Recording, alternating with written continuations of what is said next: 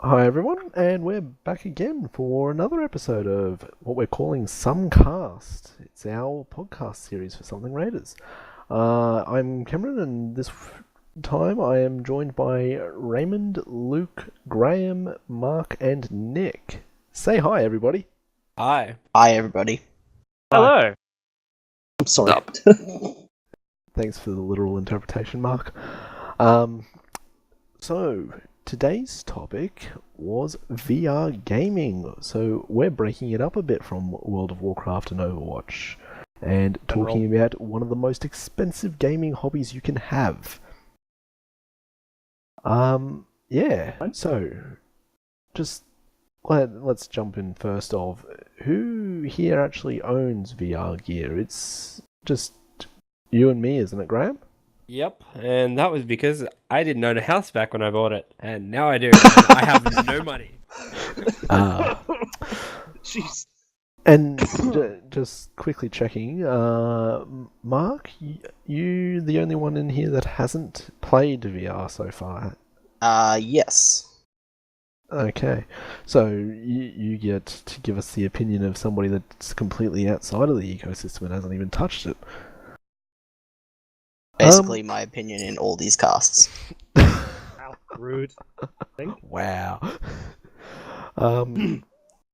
So, alright, as Graham sort of alluded to before, and as I said, this is one of the most expensive gaming hobbies you can have.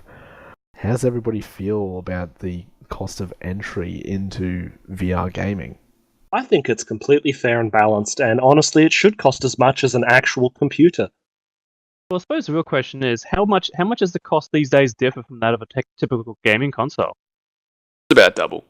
It is about double. PlayStation 4 normal mode, $500. Pro And is like is that including all the accessories and things you need to outside of just the headwear?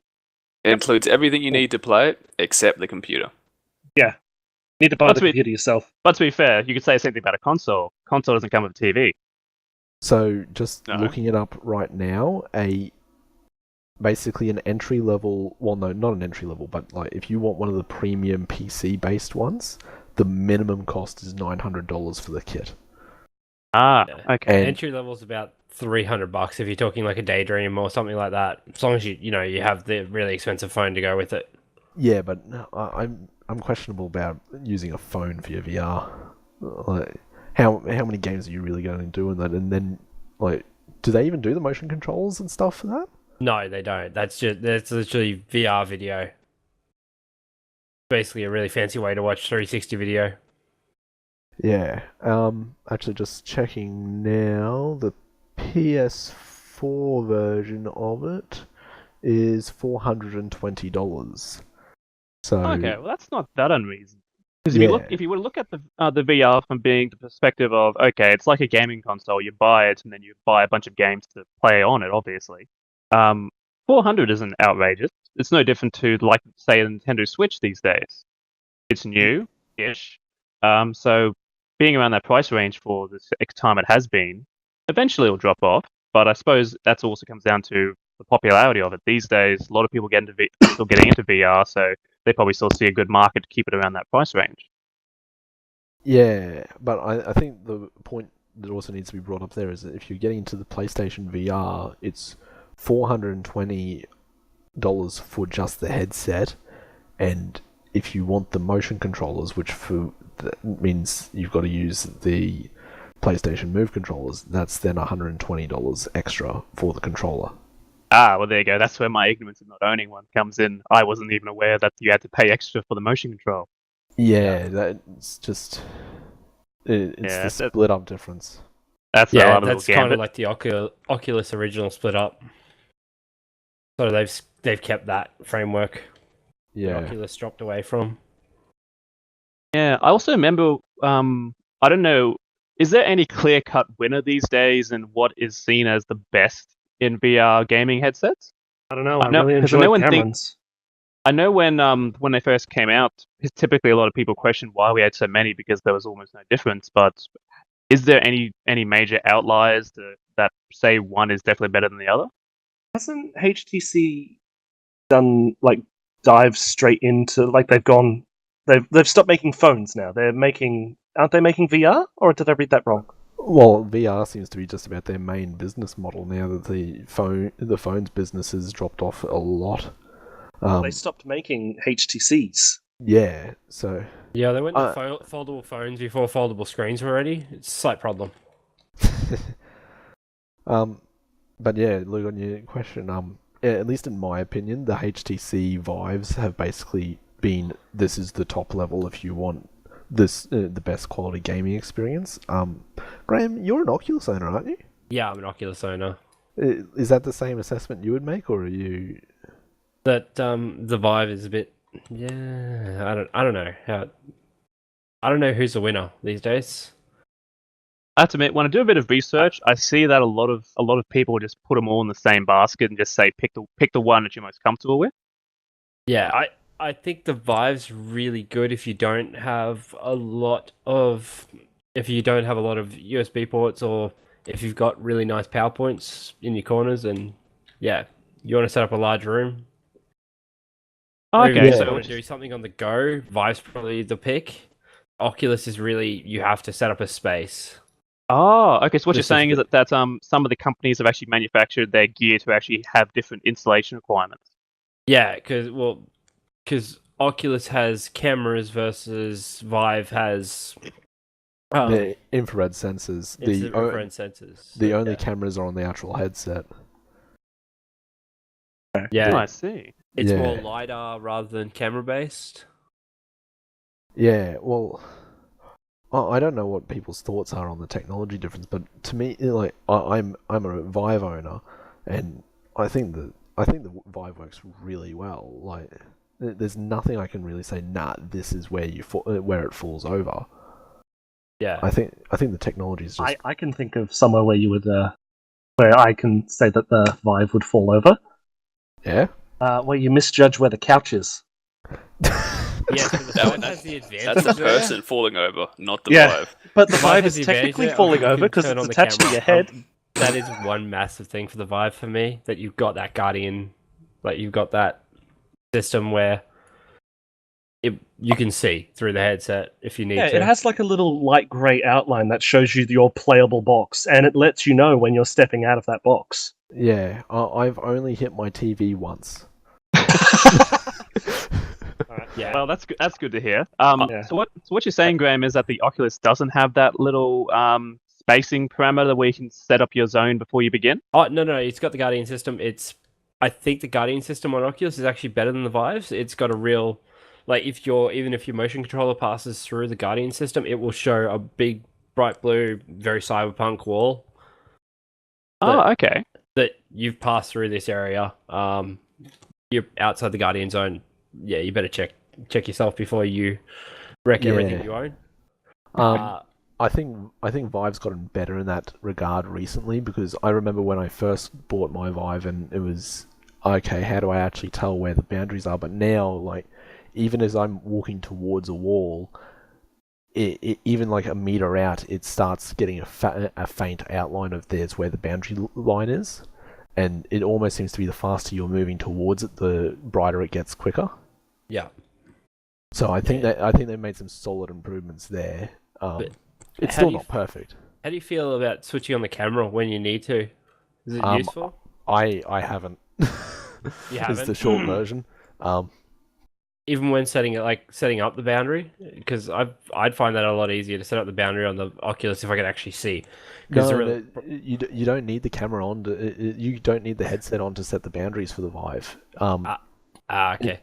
So what it does is it puts a 3D map up on your monitor of where the two the two infrared sensors are, and where it currently sees the headset and the controllers, and it gets you to take a controller and walk around and like map out where everything is.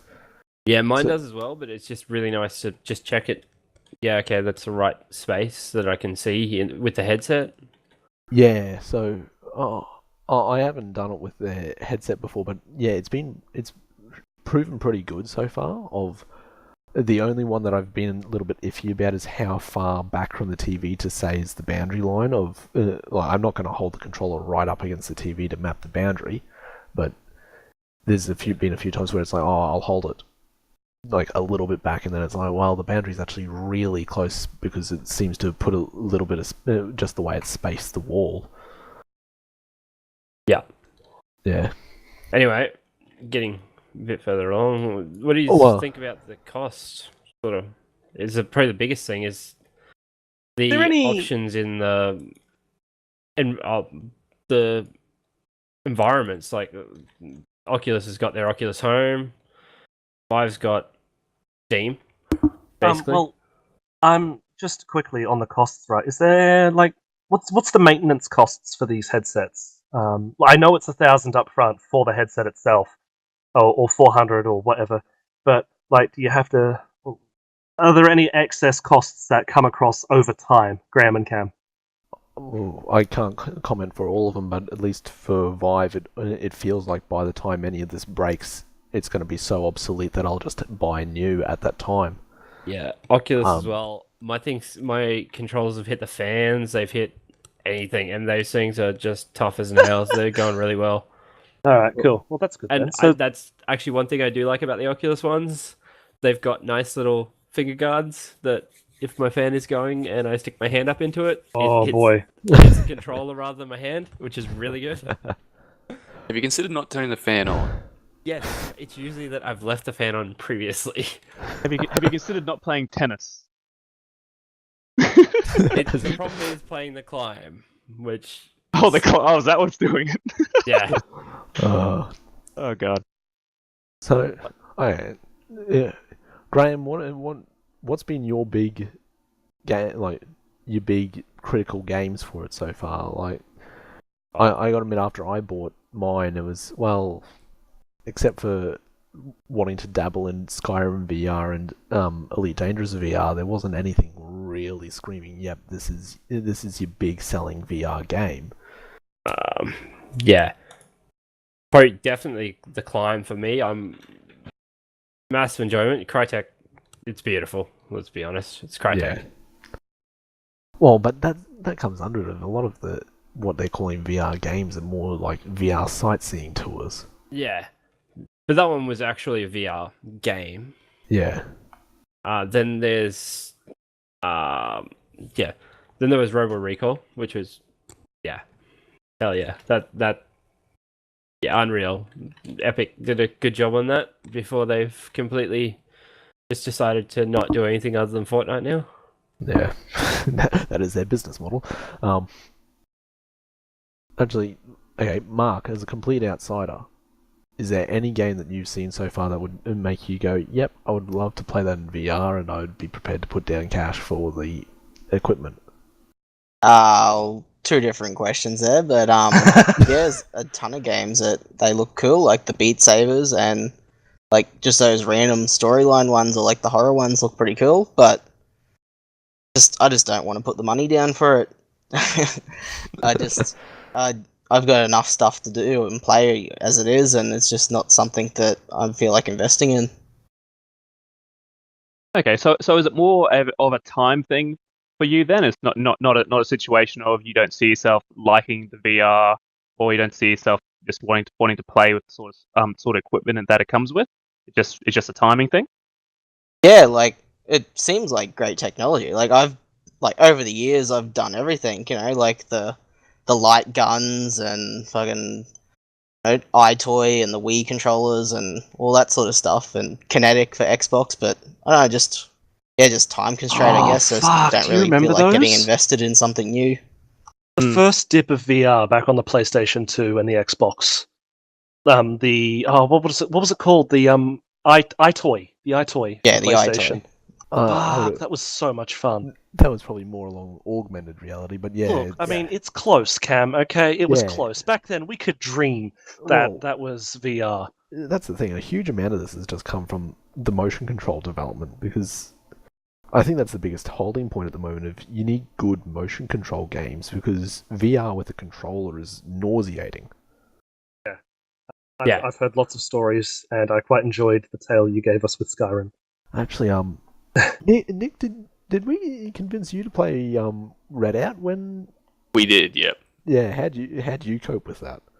Fine. I just every time there was a point where your head had to move, I sort of just tried to either move my head with it or always look up, because generally whenever it was looking dead straight, you're looking at the floor.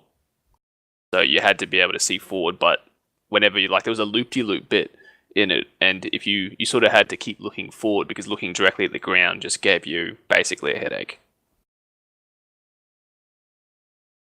Yeah. It wasn't good. I think that's one of the big traps that you fall into here, is anything that needs a big range of motion it doesn't work well with it. Because We need the thingy. What's it called? Like a treadmill, a 360-degree treadmill. The Omni. Yeah. Yeah, those- get me some of that shit. Those See- are awesome. I really wish I'd had a try at PAX the year I was there, and they had them, because they looked amazing. yeah, but And the cost. we're saying that Oh, VR's already too expensive. Oh yeah. I'm not Add saying more I was to going to it. buy one, but I just desperately wanted to try one out when they were free. I'd buy an Omni treadmill for the exercise. Fuck the VR. I don't like running in this direction. Let me run this way so I can look out the other window. Get your side steps on the treadmill and stuff like that. Yeah, get that strafe happening, big boy. I mean, you say that, but if they were able to do that and bring it into a cost environment where a typical person could buy it and get that little 360 degree one, you would open up all kind of possibilities for what you could do. First person shooters could become a common thing. Yeah, God. I remember seeing a video where somebody had rigged that up with something. I think it was like Battlefield or something, that they had actually rigged up playing it with an Omni treadmill and a VR kit. And Yeah.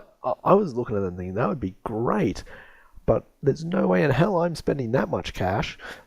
No, exactly. It's probably like a couple of decades probably in the future before we even probably see it, and then even a couple more after that before we even see it come to a price range that people could afford. But Yeah, that's sort of the concept that you want VR to evolve into. Yeah, it's there. The people are working on it, but Exactly. yeah, We know it exists. We've seen the videos. Well, it's we've just seen the real life, but yeah, it's just not the cost at the moment. The cost is huge. But now I'll just settle constantly replaying Ready Player One and dreaming And of dreaming. what could be. Oh, feels bad. Maybe you should just watch SAO one more time. One more? You mean One? rewatch it for the 7th time? I mean, to be fair, it's coming out soon. Marathon. Yeah. Well, I like sidetrack into SAO. I did enjoy the anime, but I wish it was a little bit less fan servicey. That's the word I'm looking for. But that's anime. I mean, Pokemon's not really fan servicey. You don't get to see Misty's booty. That's because she's like 11. No, that's what you Google afterwards. Oh, And- go away, Jesus Cameron! You've just put yourself on a list. And same with Dragon Ball. Oh my god! Fuck. Come on, by this point, that's just a meme. It is, Um, yeah. No, but I do enjoy the anime, but I wish it would focus. I'd just like to see the other characters. If Kirito could just fuck off, that'd be great. I really enjoyed Rosario's arc for that reason, because Kirito fucked off. Anyway, All I right. mean, have you tried reading the light novel? no, Well, they're not that bad. Cameron owns them. I should go mug him and steal his books. You say that every time you see my collection. Yeah. All right. So just before we wrap up, Beat Saber is the one VR game that four. Graham, I don't think you've played it. Well, four No, out I of never played it. I cannot afford that. Okay. The Because that's Majority one of of my the- problems at the moment. Because for a game that's largely community created, that's a very expensive cost. yeah. So for the game here that at least 3 people here that don't own a VR kit have played in VR. What's your feeling about how that's been as an experience? I enjoy the free one. Yeah, I love The one free where it's the games. testing out all the stuff, like to get used to VR. That's fun. That also got boring quite quickly. But I think that's the idea. It's just supposed to be a tutorial, essentially, on how to use VR. You obviously didn't enjoy Tracer Core. I never actually got to play that fucking game. I gotta admit, that's the lab that comes as part of Steam VR, and So Okay. everyone knows. Sorry, I was thinking the Oculus Touch intro, and I thought that was hilarious because any kid that plays it is not going to know what to do with some of those tapes that they give you. They give you basically large zip drive tapes that they've got to load into slots. And a kid getting that would just go, "What the heck is this?" Yeah, I think the Vive one was much more kid friendly because it's a Portal testing room basically. Yeah. Yeah, Yeah, but the Vive one definitely, the Oculus one definitely had heart, but yeah, it was, cool little robots and stuff. on the matter of cool little robots, a number of us got to see Nick murder a robot, or attempt to repair a robot, and then not even attend his own death. We're still talking about a tricycle, aren't we? What did you do in Tricycle? You learn about these cores, their lives, their personalities, who they were. And most time we just don't care. Yeah, Nick's a murderer. We listen to it, send them on their way, and then someone else comes back and goes, "Do you know that guy?" And we go, "No," and send them on their way. Okay, I'm really excited for my first time. So, Luke, you don't seem to understand. Your brother's a serial killer. Yes. What I'm actually missing is what's the purpose of this game? To shoot balls. You drop your balls into a slingshot, you pull it back, and then you just let it rip. Definitely could have been worded better. Oh, okay, I got you. Sorry, I looked it up. Okay. Yeah. That makes sense. I can understand what you're meaning by that now. You're looking that up. I'm looking up VR girlfriend simulation. I mean, Fuck's sake. we were just talking about fan service before, and if you want to stay on that topic, there is plenty. If you look on most of the VR chats, you'll see plenty of discussions about people's thoughts on those anime games and things that they're releasing out on them. And to be fair, there's a lot of them going around, but that's probably controversy for another time. Yeah. If there's anything that'll get Mark into VR this quickly, it'll be that. Well, let's save That sounds dodgy. We'll save the VR porn discussion for another time. Well, let's save that for the adults only episode. I mean, the amount of swearing you've been doing, this probably is the adult version. It's not. Hey, really... look, okay. As As a a teacher, teacher, 50 likes on this video, we will post that. no, we won't. Go away with that. I hate people that do that before I end up doing it. As a teacher, I get outsworn by the kids, as in, like, from me swearing now to the kids on the playground. Like, they are absolutely rip-roaring those F and C's out. All right. To be fair, it is Australia. But yeah. So, I think we're running a bit over time here, guys, so we might actually wrap this one up. Graham, do you want to do the like and subscribe thing, even that you're already volunteering a prize for too many likes? Everybody, don't forget to like and subscribe on the video. It's going to be fantastic, our next one. I have no idea what it is. Please feel free to comment. For 100 likes, we'll break the harmonica. No! I will guarantee subscribe any channel that comments against Raymond's harmonica. Death to the harmonica. Thanks for coming, everyone, and we'll catch you next time.